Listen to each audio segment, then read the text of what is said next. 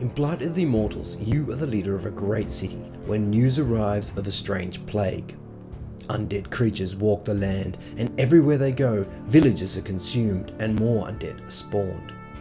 Your job is to gather together your heroes and send them out to rally the surrounding kingdoms and have them join your forces in a coordinated defense against the undead.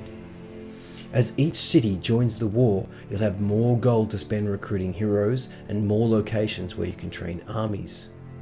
Blood of the Immortals is a race against time because the zombies grow stronger with every village and city they consume. Before you start a mission, you get a chance to assemble a small group of heroes from your collection into a deck. When you're first starting out, you can simply use a pre-constructed starter. But once you get to know the game, you'll want to customize what heroes you bring on a mission. For every successful mission, you'll be rewarded with a hero coin. You can then use that coin to buy new heroes and expand your collection. When the game starts, have a look at the heroes in your opening hand and think about how you might want to use them against the zombies. You can deploy heroes from your hand at any time, but they can only be deployed in settlements of the same race. So elves can only be deployed in elven settlements and dwarves in dwarven settlements. The object of the game is to put down an outbreak of undead creatures as fast as you can. The Reaper's tally in the leaderboard shows how many walking dead wander the land, how many restless souls lay dead on the battlefield waiting to rise up and walk again, and how many living souls remain throughout the entire kingdom. The number of living souls left in the map when the last zombie is destroyed is your final score. There are 3 types of resources in the game: gold, mana, and valor. You draw gold from each of the settlements you command and spend it deploying heroes from your deck or training new armies at settlements. Mana is your magic resource and it can be collected at mana pools. You'll spend mana casting spells or activating the special abilities of your heroes. Valor is a measure of your bravery and courage, and it can be only won by fighting zombies. You'll need valor to bring new settlements into your empire, and you can exchange valor for gold or mana if you need to. Scattered across the map, you'll see castles, towns, and villages. When a horde of zombies shambles into one of these settlements unopposed, all the people that live there are killed and become restless souls, lying on the battlefield, waiting to rise up as a zombie themselves. If you look at a settlement, you can see how many people live there, how much gold they produce, and how often they produce it. You can also train the settlement's people to become soldiers and help in the war. Some settlements provide a fortification bonus, so sometimes it pays so that the zombies come to you and face them from behind the walls of your castle. To bring a settlement into your empire so that you can train its people and receive its gold income, you must move a hero to the settlement and pay its valor cost.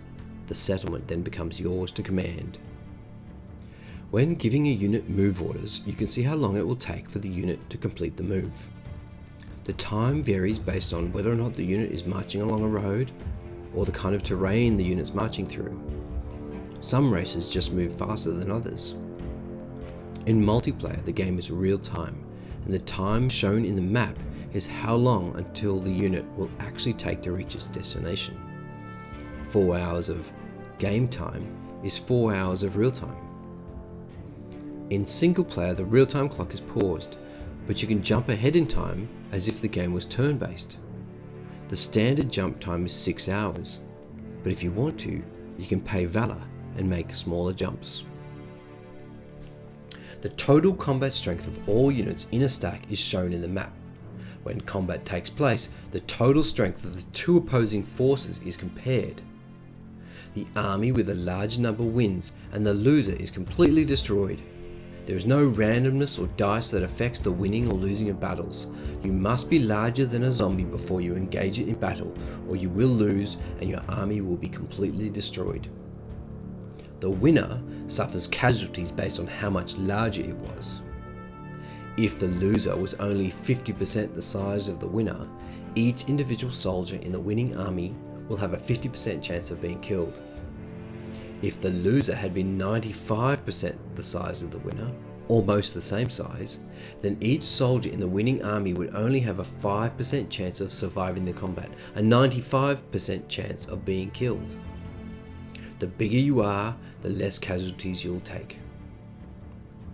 When zombies win a battle, the casualties become restless souls in a battlefield graveyard, and unless they are laid to rest, in time they too will rise up to become zombies. You can move a hero or units into these battlefield graveyard, and they'll automatically burn any bodies laying them to rest, preventing them from becoming zombies. Now remember, the object of the game is to save as many lives as you can by destroying the zombies as quickly and efficiently as possible. Your final score is how many people are left alive in the map at the end of the game. Good luck, and remember to send me your feedback. I really want to know about what's most confusing when you're learning the game, and whether or not you had any fun. I really appreciate any suggestions you might have to make the game better, so don't hesitate to get in touch.